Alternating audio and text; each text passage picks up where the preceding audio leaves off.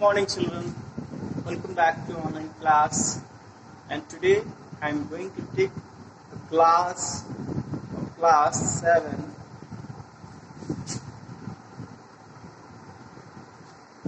SST History. Student, I am going to teach you chapter number 4, and the name of chapter is the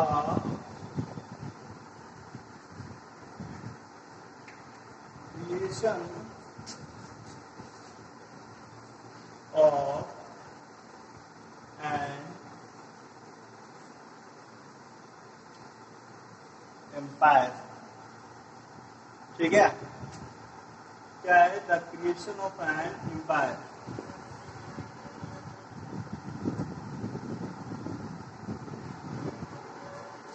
जैसा कि हम सभी लोग जानते हैं कि इस चैप्टर में बहुत सारे टॉपिक्स को हम ऑलरेडी पढ़ चुके हैं, और जो इस टॉपिक की बारी आती है वो है सबसे लास्ट टॉपिक यहाँ का.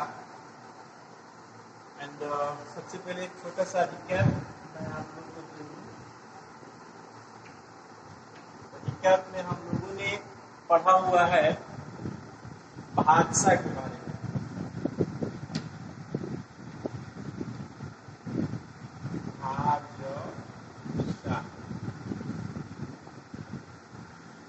है ना? और एक है शेरशाह.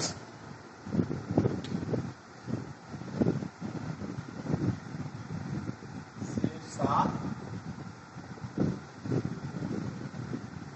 ठीक है.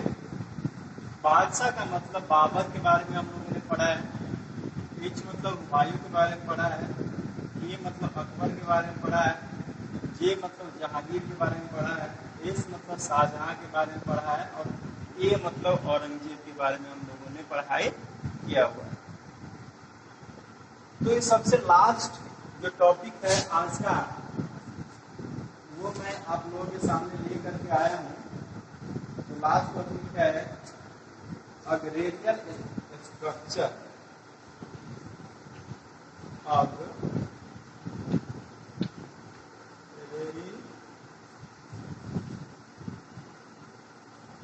स्ट्रक्चर.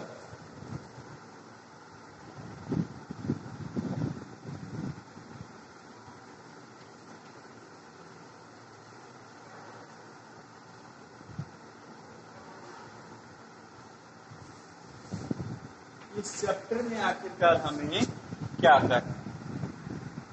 सबसे पहले आप जानिए, स्टार्टिंग से देखते हैं. When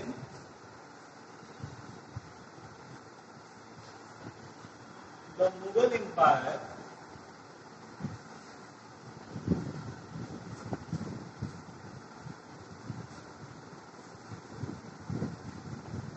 was introduced in India,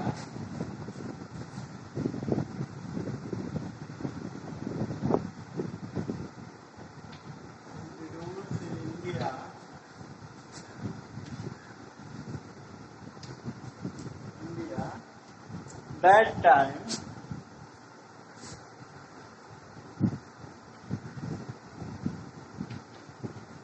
the situation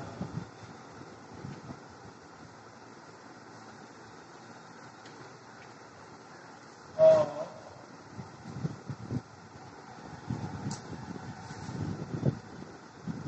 administration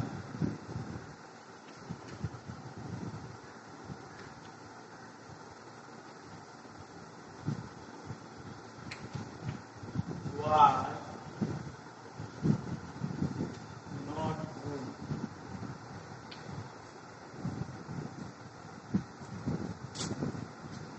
But when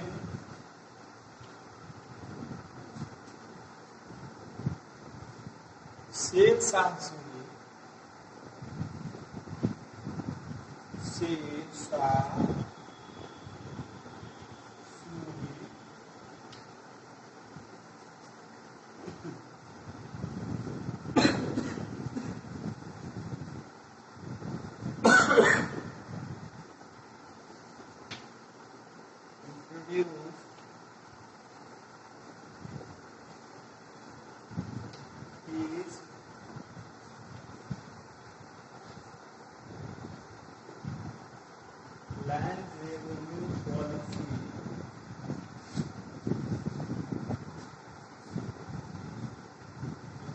Indian society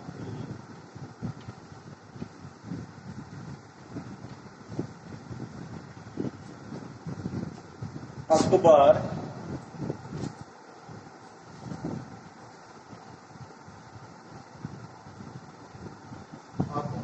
had also followed the system that implement for the land. Okay, because the main source of income was to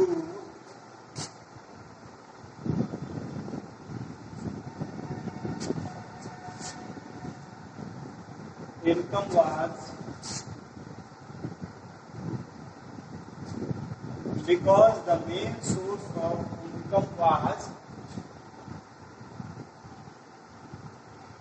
land.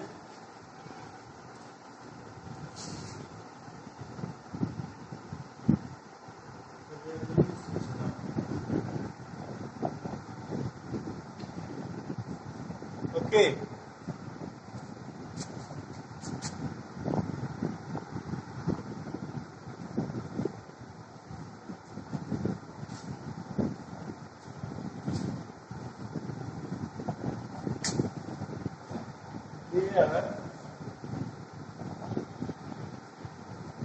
There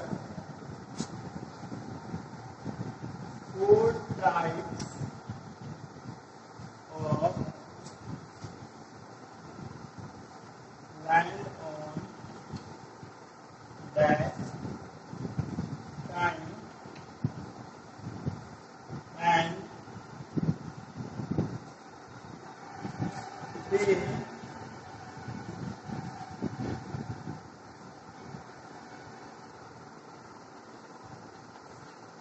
classified on the basis of fertility. ठीक है,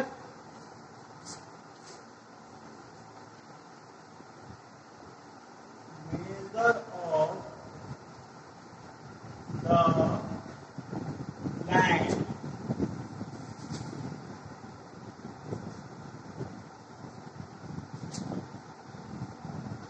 was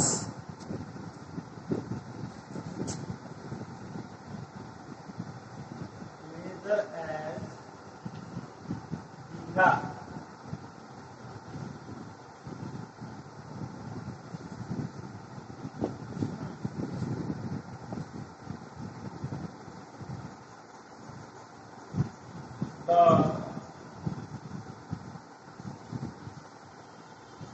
The state's share was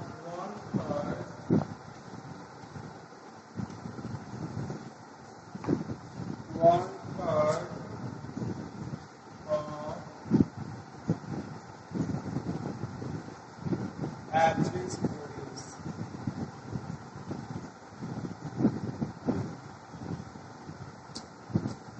तो चलिए agrarian structure के बारे में अब हम लोग पढ़ाई करेंगे और इसके बारे में हम लोग जानेंगे. इसको आसानी से आप उतार सकते हैं.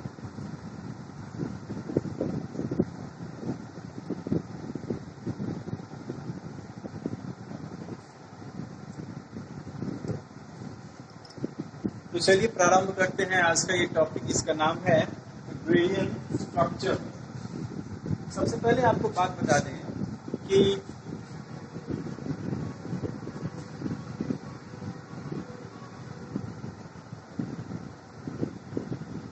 बाबर, बाबर से प्रारंभ होता है हमारा मुगल सल्तनत।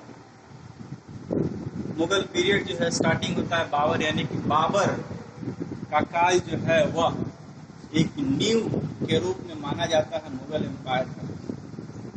लेकिन बाबर ने जब नींव डाली भारत में मुगल एम्पायर की, तो क्या उस समय एडमिनिस्ट्रेशन उसका उतना कैपेबल था जिसके बल पर एडमिनिस्ट्रेशन को चलाया जा सके? क्योंकि जब बाबर और इब्राहिम लोदी के बीच में जब पहला पानीपत की लड़ाई लड़ा गया था, तो उस पहले पानीपत की लड़ाई लड़ने में बाबर ने अपनी पूरी ताकत का इस्तेमाल किया था। बाबर ही एक पहला वैसा शख्स था जिसने पहली बार तोप का इस्तेमाल किया था। ऐसे ऐसे घुमक्करों का इस्तेमाल किया था अपने सैनिकों के रूप में, जो कि डेजर्ट जैसी भूमियों पर अपना जीवन यापन करते थे।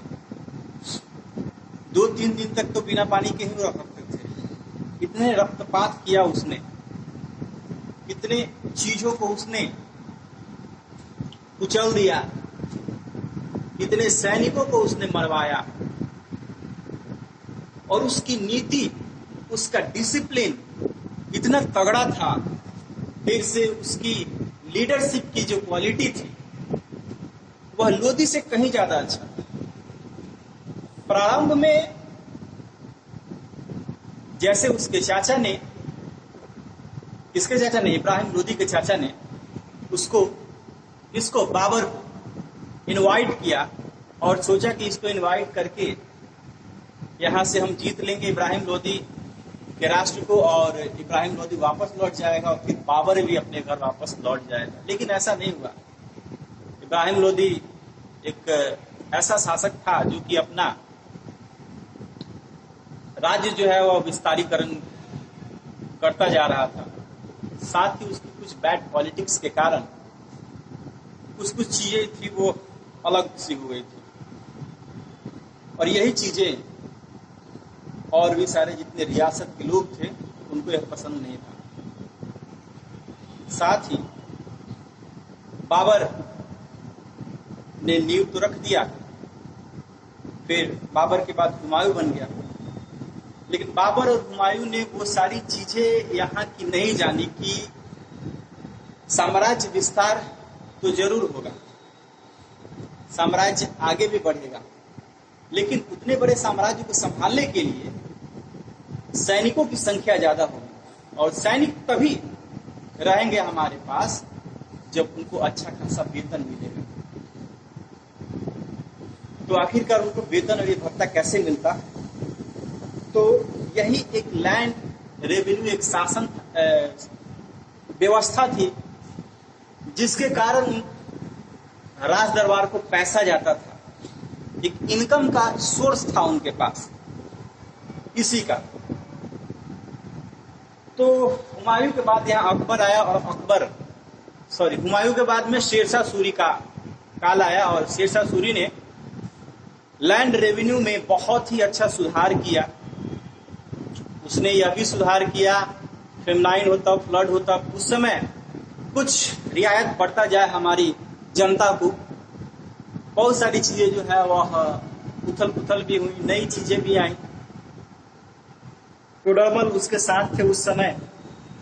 शेरशाह के द्वारा बनाया गया जो आर्किटेक्चरल स्ट्रक्चर था लैंड रेवेन्यू का, अकबर वही फॉलो कर रहा था। जब राजा टोडरमल आए तो टोडरमल के पास वो सारी जानकारी थी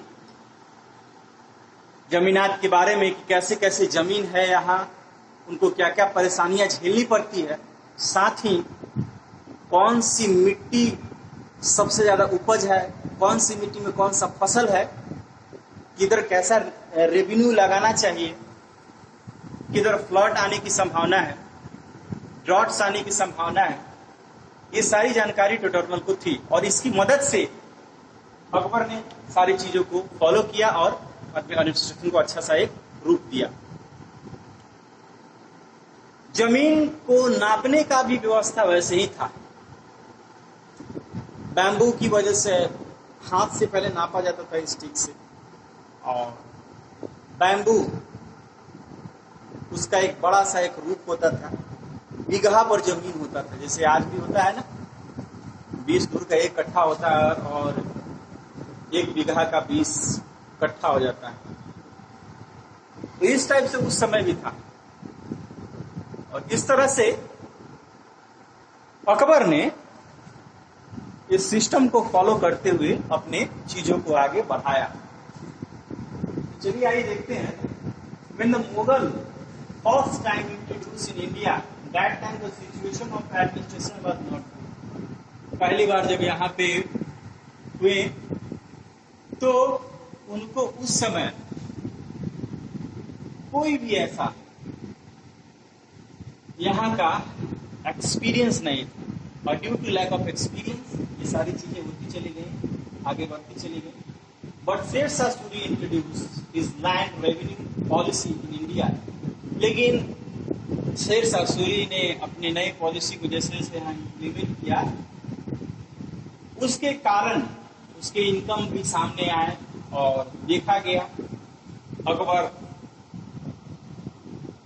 ने जैसे तख्त पर बैठा, धीरे धीरे वो भी इस चीज को समझ चुका था, और अकबर भी टोडरमल के साथ मिलकर, मानसिंह के साथ मिलकर यहाँ की चीजों को समझा, और उसने भी बहुत सारी उसमें चेंजिंग की।